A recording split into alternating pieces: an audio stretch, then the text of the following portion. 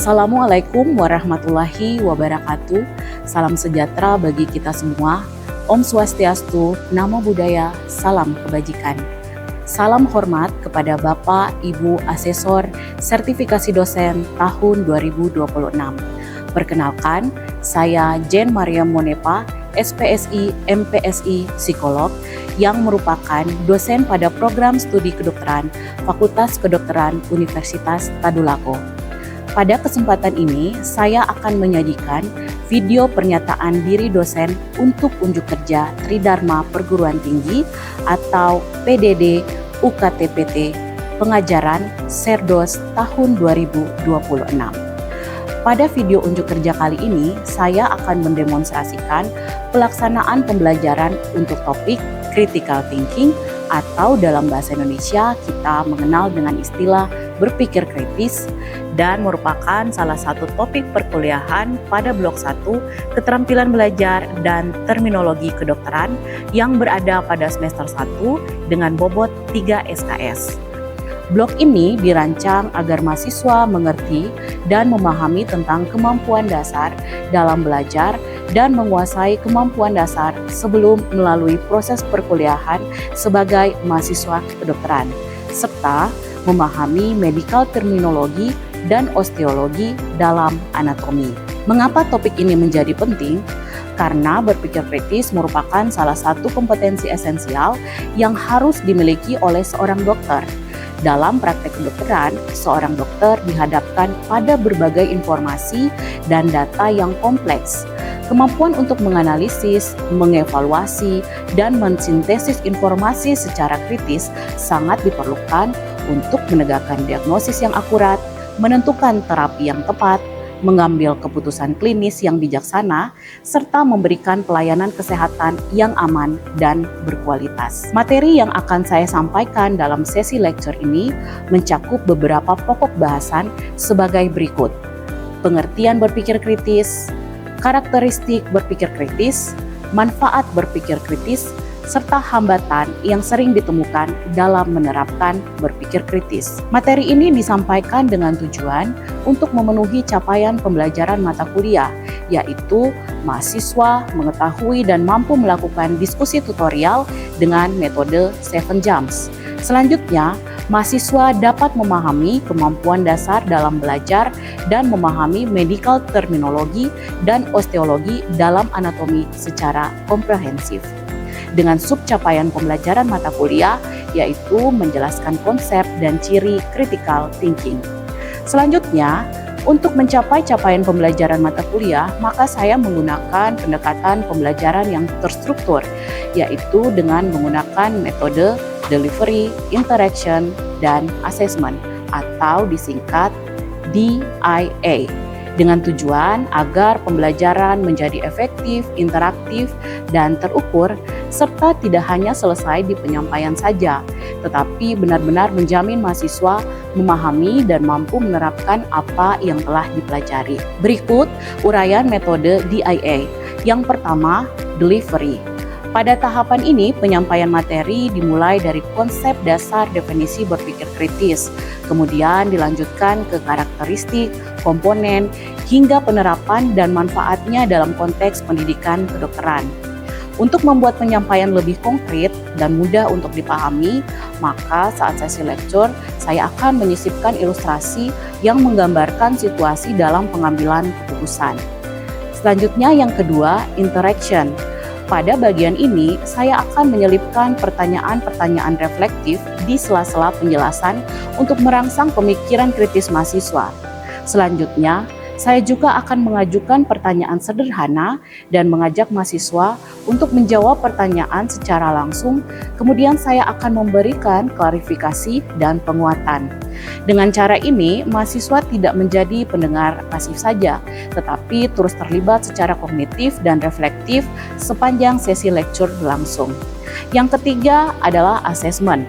Penilaian dalam sesi lecture ini saya lakukan secara formatif dan sumatif untuk memastikan pemahaman mahasiswa terhadap materi yang baru saja disampaikan. Bentuk penilaian formatif meliputi pemberian pertanyaan pemantik di akhir sesi pembelajaran dengan tujuan untuk mengukur sejauh mana tujuan pembelajaran tercapai dan penilaian secara sumatif dilakukan pada akhir periode blok 1 melalui proses ujian tertulis dengan metode computer based test dengan penyajian pertanyaan pilihan ganda mengenai materi critical thinking. Berikut video pengajaran saya dengan topik critical thinking. Assalamualaikum warahmatullahi wabarakatuh. Waalaikumsalam warahmatullahi wabarakatuh. Dan selamat pagi. Hari ini semangat untuk memulaikan perkuliahan? Semangat. Oke, sebelum kita memulaikan perkuliahan, mari bersama-sama kita terlebih dahulu berdoa menurut ajaran agama kita masing-masing. Mari kita berdoa.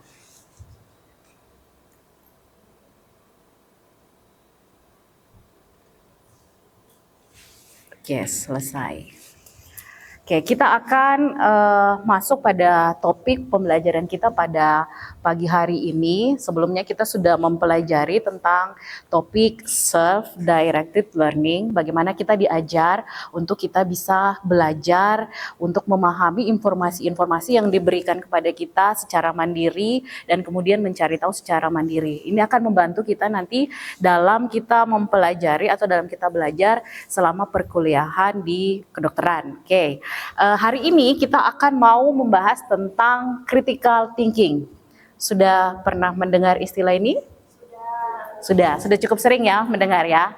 Tetapi mungkin ketika kita mendengar istilah critical thinking kita ngomongnya kayak ya tahu aja, tapi ketika disuruh untuk mendeskripsikan kita masih bingung. Apa sih sebenarnya critical thinking itu? Untuk itu pada pagi hari ini kita akan membahas lebih dalam tentang critical thinking itu sendiri gitu. Oke, kita lihat di sini ada tujuan pembelajaran. Nah, dari pembelajaran kita pada pagi hari ini diharapkan kita nantinya akan mengerti konsep critical thinking. Jadi yang awalnya kita nggak tahu, berpikir kritis atau critical thinking itu setelah pembelajaran ini diharapkan kalian bisa tahu gitu ya. Terus kemudian yang kedua, kita dapat mempraktekkan critical thinking dalam membantu proses belajar sebagai mahasiswa kedokteran ya. Kalau sebagai mahasiswa kedokteran, kita perlu untuk menganalisa informasi yang kita dapatkan dengan benar sehingga nantinya akan membantu kita ketika kita menjalani perkuliahan kita. Oke. Kita lihat di sini.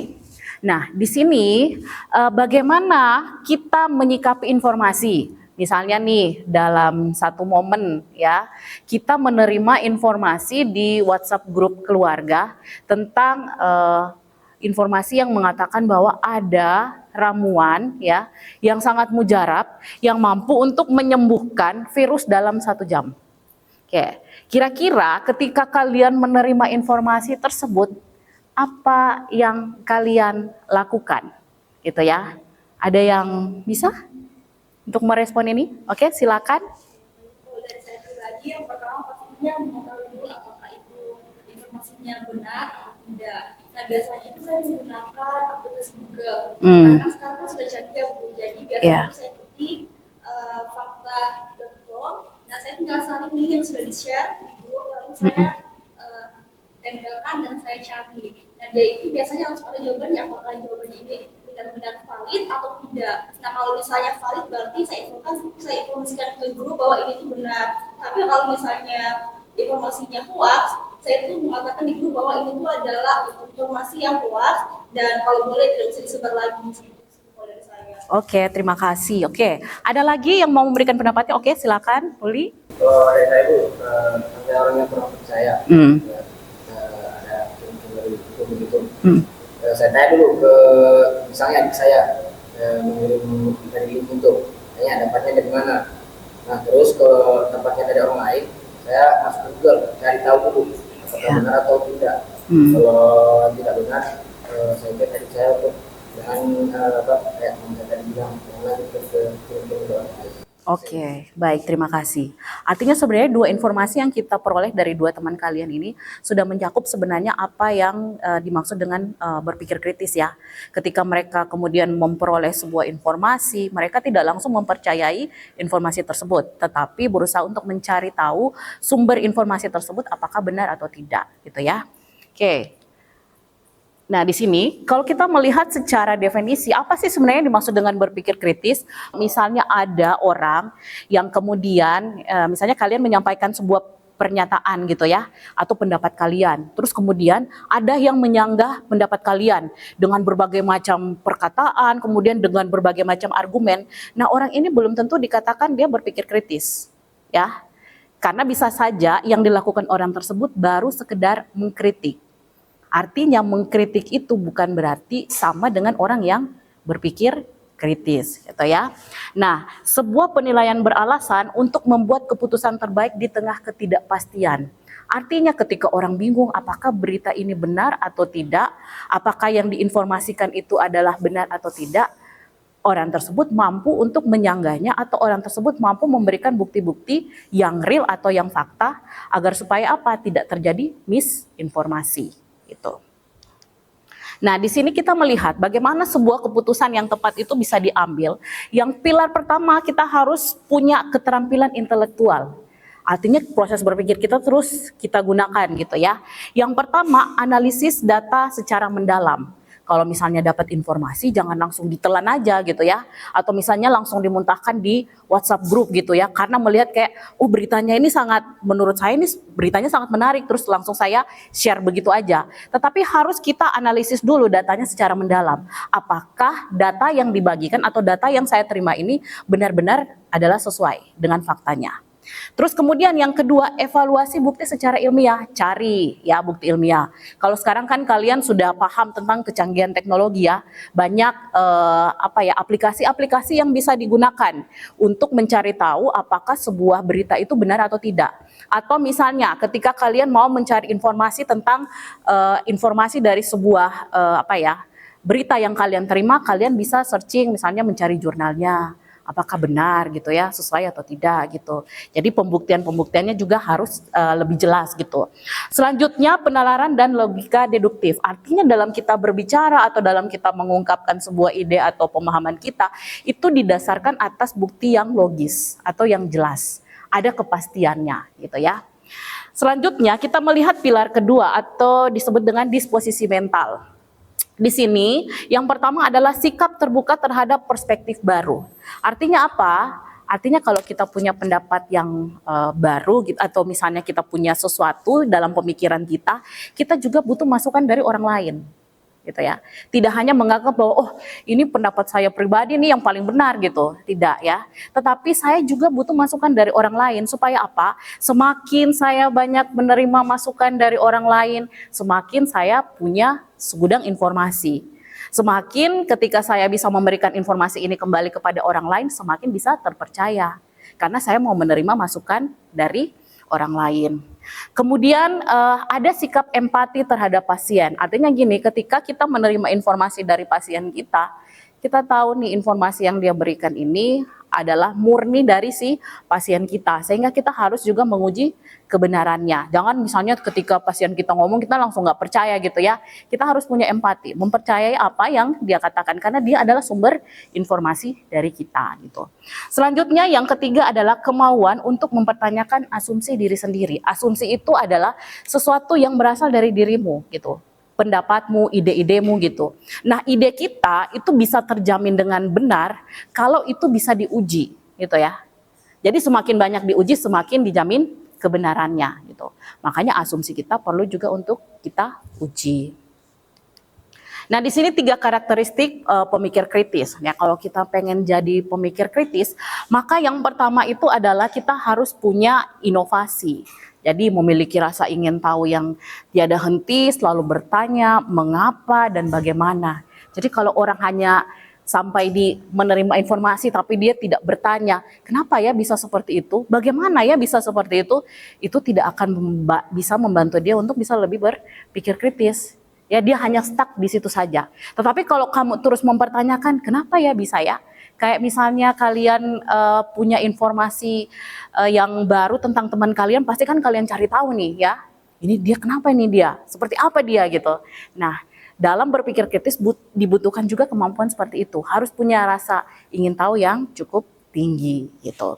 Selanjutnya ada kematangan intelektual ya. Jadi Kematangan intelektual itu adalah menyadari bahwa sains itu terus berkembang, ya, dan tidak selamanya apa yang saya adopsi atau apa yang saya anggap itu benar akan selama-lamanya mengandung kebenaran, ya. Karena kenapa? Karena setiap ada penemuan yang baru bisa jadi itu akan menyanggah penemuan sebelumnya, gitu ya. Jadi harus perbaharui terus, harus dipelajari terus gitu, harus diupdate terus. Orang bilang harus diupdating terus ya informasinya. Jangan hanya sampai di situ kepercayaan kita, tetapi harus diupdating terus untuk melihat apakah yang selama ini kita pegang atau apakah yang informasi yang selama ini kita pahami itu masih benar atau tidak. Ataukah ada temuan-temuan baru yang justru ternyata menentang informasi tersebut, gitu ya. Jadi harus terus diperbarui. Selanjutnya harus ada keterlibatan aktif. Jadi kita tidak hanya menjadi pendengar yang pasif saja. Misalnya kayak dosen kasih kuliah, terus pada saat dosen bertanya ada pertanyaan, semuanya diam, gitu ya. Tetapi pertanyaan yang sederhana pun itu sebenarnya bisa memantik ya, bisa membanting keterlibatan aktif kita dalam proses pembelajaran atau dalam proses kita ingin mencari tahu tentang informasi. Makanya bertanya itu akan membantu kita untuk terus naik level ya, ke tingkat pemahaman yang lebih tinggi. Selanjutnya di sini adalah mesin filter kita. Jadi sebelum kita menerima informasi ternyata kita harus banyak-banyak memfilter informasinya. Misalnya yang pertama itu adalah kita melihat susunannya adalah input.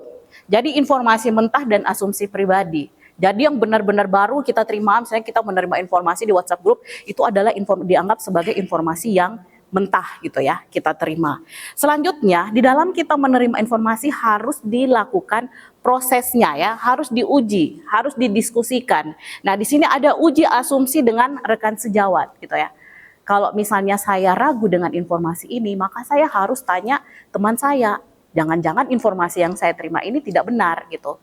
Jadi harus saya konfirmasi gitu ya dengan teman saya, karena mungkin saja teman saya lebih mengerti gitu ya. Jadi harus dikonfirmasi. Selanjutnya ada metakognisi, berarti pantauan pikiranmu sendiri. Metakognisi itu adalah ilmu untuk berpikir bagaimana saya berpikir. Jadi ilmunya lebih tinggi lagi gitu. Kenapa ya saya bisa memikirkan itu? Kenapa ya bisa arah berpikir saya seperti itu? Jadi terus mempertanyakan. Nah, sehingga ini juga membuat prosesnya menjadi lebih baik lagi. Nah, selanjutnya ketika kita sudah masuk ke tahap processing, yang terakhir itu adalah output. Outputnya apa? Sesuatu yang bisa teruji, sesuatu yang bisa dibuktikan ya secara sains. Bahwa ternyata apa yang saya katakan itu benar. Ya, mengandung kebenaran. Apa yang saya ungkapkan, ide atau gagasan yang saya ungkapkan, itu ternyata mengandung sebuah kebenaran. Nah, mengapa ini menjadi sangat penting kita lihat?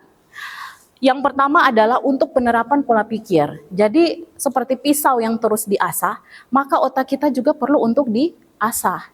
Semakin sering kita berpikir, melatih diri kita untuk berpikir kritis, semakin otak kita terus berkembang, gitu ya. Jadi kalau pengen otaknya lebih berkembang lagi, pengetahuannya lebih banyak bertambah, maka berpikir kritis ini sangat dibutuhkan ya, terus untuk kita lakukan. Selanjutnya, setelah kita mampu untuk mengelola pemikiran kita ya, kita bisa menghindari kesalahan diagnosa. Jangan sampai misalnya pasien datang dengan gejala ini, kita diagnosanya tidak benar gitu ya. Jadi harus kita pelajari, harus kita telaah untuk apa? Menghindari kesalahan diagnosa. Selanjutnya yang ketiga adalah jaminannya keselamatan pasien dan perawatan terbaik. Kalau diagnosanya sudah benar, maka pasiennya juga akan membaik gitu ya. Kalau misalnya diagnosanya sudah benar, maka perawatan yang terbaik itu bisa kita berikan bagi pasien kita. Nah, di sini ada hambatan berpikir kritis. Ada banyak macam ya, ada bias kognitif, ada egosentrisme, ada asumsi yang tidak dipertanyakan, ada ketergantungan pada emosi, juga ada tekanan sosial atau grouping, ada pemikiran hitam putih, kemalasan intelektual, informasi yang salah atau terbatas, dogmatis atau keyakinan kaku. Ya, ini yang kemudian sangat mempengaruhi cara kita berpikir. Misalnya saya kasih contoh, bias kognitif ini adalah sesuatu yang kita lakukan itu atau yang kita harapkan itu orang akan memperlakukan sama gitu ya, yang ada dalam pikiran kita. Pokoknya saya maunya kamu harus ikuti pemikiran saya, dia itu bias kognitif ya. Kadang-kadang mempengaruhi hasilnya. karena kita memaksakan atau salah dalam mengambil sebuah keputusan penalarannya gitu ya. Selanjutnya ada yang disebut hampir mirip dengan egosentrisme. Itu kalau kita lihat ini adalah memaksakan kehendak, pokoknya saya paling benar, nggak ada yang benar selain saya gitu ya, harus pokoknya pendapat saya ini harus diikuti karena saya punya ini paling teruji, paling terbukti gitu. Itu egosentrisme. Ada juga misalnya seperti tekanan sosial atau grouping. Biasanya nih kalau kita dalam satu kelompok, terus kemudian ada teman kita yang kita anggap dia adalah role model kita, terus dia ngomong ya, terus kita menganggap oh iya dia itu paling benar gitu ya, meskipun menurut saya nggak benar gitu, tapi karena semua hampir satu kelompok teman saya menyetujui dia, akhirnya saya juga ikut-ikutan gitu ya. Nah itu karena ada tekanan sosial, kita menganggap si satu orang ini yang kemudian dia sebagai role model, kita ikut dia gitu, padahal sebenarnya belum tentu itu benar. Nah seperti itu ya contohnya. Nah, di sini ada pernyataan, jika waktu penyelesaian kuliah saya lama, maka saya akan sulit mendapatkan pekerjaan. Oke, kira-kira saat kalian membaca pernyataan ini, apa yang kemudian terlintas dalam pemikiran kalian? Ada yang mau? Oke, silakan ya. Oke, dari pertanyaan itu, jika waktu penyelesaian kuliah saya lama, maka saya akan sulit mendapatkan pekerjaan. Menurut saya sih tidak, karena setiap orang itu proses mereka belajar itu berbeda, dan saat masa perkuliahannya mereka juga itu lama, itu bukan karena mereka tidak bisa menyelesaikannya, tapi karena mereka punya proses masing-masing, karena di setiap diri seseorang itu punya prosesnya masing-masing. Dan lama dengan cepatnya seseorang dalam proses itu bukan karena mereka tidak mampu, tapi mereka masih mencari jati dirinya mereka. Oke, baik. Terima kasih jawabannya. Ada lagi? Oke, silakan, Adel. Jadi pernyataan di sini bahwa yang dilakukan lama, maka saya akan sulit mendapatkan pekerjaan. Dari sini saya mengatakan tidak terlalu betul, karena bukan merupakan fakta yang berlaku untuk semua orang. Jadi kayak lama studi ini dapat menjadi salah satu pertimbangan pada beberapa perusahaan tentang teknik tertentu. Tapi peluang mendapatkan pekerjaan ini juga tidak dipengaruhi oleh hal lama kuliah ini. Bisa jadi mungkin prestasi akademisnya banyak, terus kinerja kerjanya juga lebih bagus, dan kemampuan komunikasi dan wawancaranya juga lebih baik.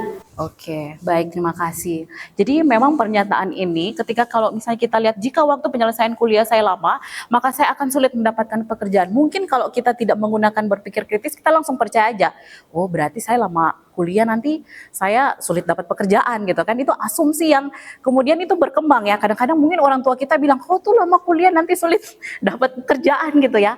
Ternyata setelah kita belajar tentang berpikir kritis itu nggak selamanya benar gitu ya.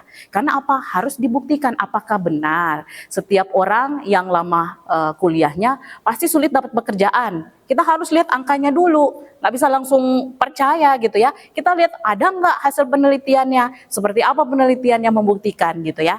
Jadi pernyataan-pernyataan seperti ini sebenarnya bisa kita sanggah gitu ya. Untuk apa? Untuk sebenarnya membantu kita untuk memahami sebuah informasi dan untuk membantu kita untuk mengkonfirmasi sebuah informasi, apakah informasi itu benar adanya sesuai dengan fakta atau tidak gitu ya. Jangan nanti kita istilahnya orang bilang sesat berpikir nih ya, mana yang paling umum ya atau stereotipnya itu paling umum di masyarakat itu yang kita percayai, padahal sebenarnya belum tentu itu adalah mengandung sebuah kebenaran. Seperti itu ya. Oke, terima kasih semuanya. Kayaknya ini udah terakhir. Oke, terima kasih ya atas atensi kita pada pagi hari ini. Saya sangat berterima kasih kepada kalian atas interaksinya ya. Tadi ada pertanyaan-pertanyaan yang saya berikan, kalian bisa menjawab pertanyaan dengan cukup baik. Artinya dalam proses pembelajaran ini kita berharap bahwa ada sesuatu yang kita dapatkan setelah perkuliahan ini. Dan semoga informasi yang kita terima pada hari ini tidak hanya pada saat ini saja, tetapi itu dapat kita aplikasikan selama kita menjalani proses pembelajaran di kedokteran. Oke semuanya, sekali lagi terima kasih atas kehadirannya hari ini. Nanti kita akan bertemu di pertemuan selanjutnya. Dan sekali lagi saya ucapkan terima kasih. Selamat pagi dan selamat beraktivitas semuanya. Selamat pagi, Bu.